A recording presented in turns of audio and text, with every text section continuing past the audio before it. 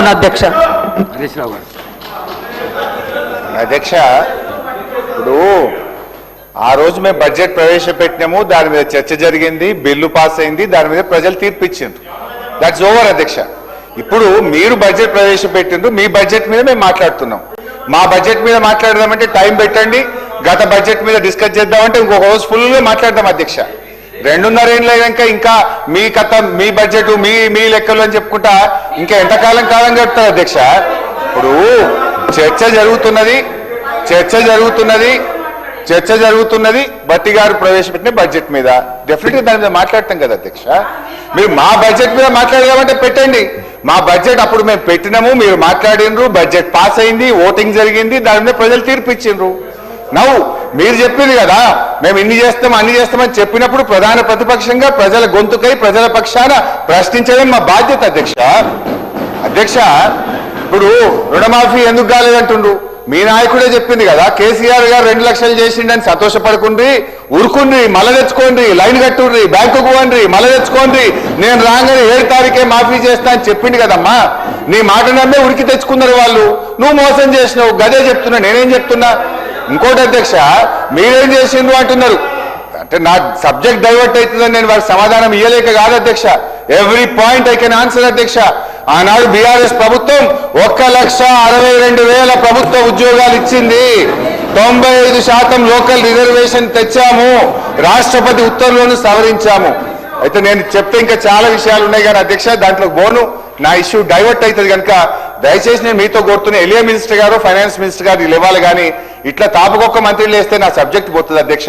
దయచేసి మీరు ఇంటరప్షన్ కాకుండా చూడాలని మిమ్మల్ని సవినయంగా ప్రార్థిస్తా ఉన్నా అధ్యక్ష. అన్ని వాస్తవాలు బడ్జెట్ బుక్కులు పెట్టుకునే మాట్లాడుతున్నా, మీలాగా నోటికి ఏం మాట్లాడతలేను అధ్యక్ష. నేను ఫైనల్ ఒకటే చెప్తున్నా అధ్యక్ష, గౌరవనీయులు బట్టి గారితో, రాష్ట్ర ప్రభుత్వంతో ఆనాడు నిరుద్యోగులను ఓటింగ్ మిషన్ల లెక్క మీరు వాడుకున్నారు అధ్యక్ష. ఇప్పుడు వాళ్ళని ఎత్తురు కళ్ళ చూస్తున్నారు అధ్యక్ష. దయచేసి ఇప్పటికైనా మీ పాపాలు గడుక్కోవాలనుకుంటే మీరు చెప్పిన ప్రకారంగా వెంటనే 2 లక్షల ప్రభుత్వ ఉద్యోగాలకు నోటిఫికేషన్ ఇవ్వాలని చెప్పి ఆ నిరుద్యోగుల పక్షాన్ని ప్రభుత్వాన్ని నేను డిమాండ్ చేస్తా ఉన్నా అధ్యక్ష. మరొక పథకం అధ్యక్ష, రాజీవ్ యువ వికాసం అధ్యక్ష. ఈ పథకం గురించి 2వ బడ్జెట్ ప్రసంగంలో బట్టి గారు చెప్పారు అధ్యక్ష. పేజ్ నెంబర్ 29, సెకండ్ బడ్జెట్ ప్రసంగం అధ్యక్ష. ఎస్సీ, ఎస్టీ, బీసీ, మైనార్టీలు మరియు ఆర్థికంగా వెనుకబడ్డ వర్గాల యువతకు స్వయం ఉపాధి కల్పన కోసం రాజీవ్ యువ వికాసం అనే పథకాన్ని ప్రారంభించాం. ఈ పథకం యువతకు ఉపాధి కల్పనలో ఒక గేమ్ చేంజర్ గా నిలుస్తుంది. ఈ పథకం ద్వారా యువతకు కనీ విని ఎరగని రీతిలో 6,000 కోట్ల రూపాయల కేటాయింపుతో ఈ పథకాన్ని ప్రారంభించాం అని రొమ్ము విరుచుకొని వారు చెప్పారు. వీళ్ళంతా బల్లలు కొట్టారు అధ్యక్ష. 7 ఏడాది అయిపోయింది అధ్యక్ష. ₹1 ఒక్క యువతి యువకుడికి ఈ రాష్ట్రంలో ఇప్పటిదాకా మేలు జరిగిందా అని అడుగుతా ఉన్నా అధ్యక్ష. మళ్ళీ ఈ సంవత్సరం same dialogue, same paragraph, same page, same speech. మళ్ళీ ఈసారి అధ్యక్ష ఈ బడ్జెట్ లో కూడా అదే చెప్పారు అధ్యక్ష. 6,000 కోట్ల రూపాయలతో ఈ పథకాన్ని ప్రవేశపెడుతున్నాం, ఇది ఒక గేమ్ చేంజర్ అంటాడు. పోయినసారి చెప్పే ఒక్కరికి చేయలే, మళ్ళీ అదే స్పీచ్, అదే డైలాగ్, అదే పారాగ్రాఫ్, డిట్టో కాపీ పేస్ట్ మళ్ళీ పెట్టి మళ్ళీ చెప్పారు అధ్యక్ష. ఏం మోసం అధ్యక్ష ఇది? ఎట్లా నమ్మాలి? ఈ బడ్జెట్కి ఏం శాంటిటీ అని నేను అడుగుతా ఉన్నా అధ్యక్ష.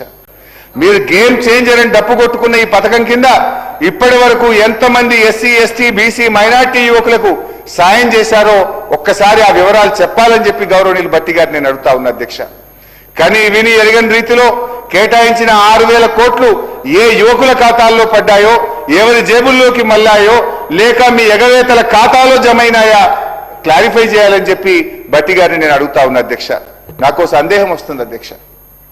అక్కడ చూస్తే ఇందిరమ్మ ఆత్మీయ భరోసా, ఇక్కడ చూస్తే రాజీవ్ యువ వికాసం.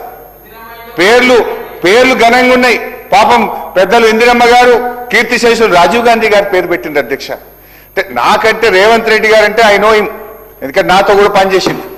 రేవంత్ రెడ్డి గారు అంటే వారి మీద, ఇందిరమ్మ మీదనో రాజీవ్ గాంధీ మీద ఆయనకు ప్రేమ ఉండకపోవచ్చు. కానీ బట్టి గారు అయితే దశాబ్దాల తరబడి కాంగ్రెస్ పార్టీలనే ఉన్నారు కదా, మీరైతే కాంగ్రెస్ పార్టీలనే ఉన్నారు కదా బట్టి గారు. మీ పెద్దల పేర్లు పెట్టి పథకాలు అమలు చేయకపోవడం వల్ల ఇది వారిని గౌరవిస్తున్నారా, మీరు వారిని అవమానపరుస్తున్నారా? ఒకవేళ మీకు అమలు చేసే ఉద్దేశమే లేకపోతే బట్టి గారు రాజీవ్ యువ వికాసం అనే బదులు రేవంత్ ఆత్మీయ మోసం అని పెట్టుకోండి, లేదు భక్తి విక్రమార్క గారి యువ భ్రమలు అని పెట్టుకోండి. మీ పేర్లు పెట్టుకోండి, వాళ్ళ పేర్లు పెట్టి ఎందుకు మోసం చేస్తున్నారని చెప్పి నేను అడుగుతా ఉన్నా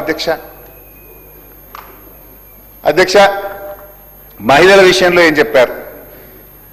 మహిళల విషయంలో అధ్యక్ష, ఇది 24-25 బడ్జెట్ అధ్యక్ష, పేజ్ నంబర్ 34.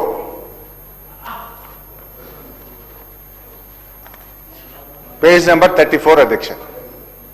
ప్రతి సంవత్సరానికి కనీసం 20,000 కోట్లకు తగ్గకుండా వచ్చే 5 సంవత్సరాల్లో 1,00,000 కోట్ల రూపాయల వడ్డీ లేని రుణాలు అందించాలని మా ప్రభుత్వం సంకల్పించింది.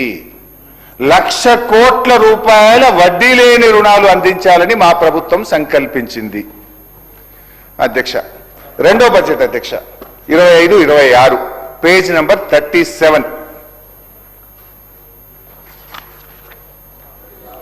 కోటి మంది మహిళలకు ఇందిరా మహిళా శక్తి మిషన్ పథకం ద్వారా 1,00,000 కోట్ల రూపాయల వడ్డీ లేని రుణాలు అందిస్తాము. 1,00,000 కోట్ల వడ్డీ లేని రుణాలు అందిస్తాం. ఈ బడ్జెట్ చూద్దాం ఇక. 26-27 అధ్యక్ష, ఈ బడ్జెట్ లో పేజ్ నంబర్ 24 అధ్యక్ష. ఈ బడ్జెట్కి వచ్చేసరికి ఏమంటారంటే అధ్యక్ష,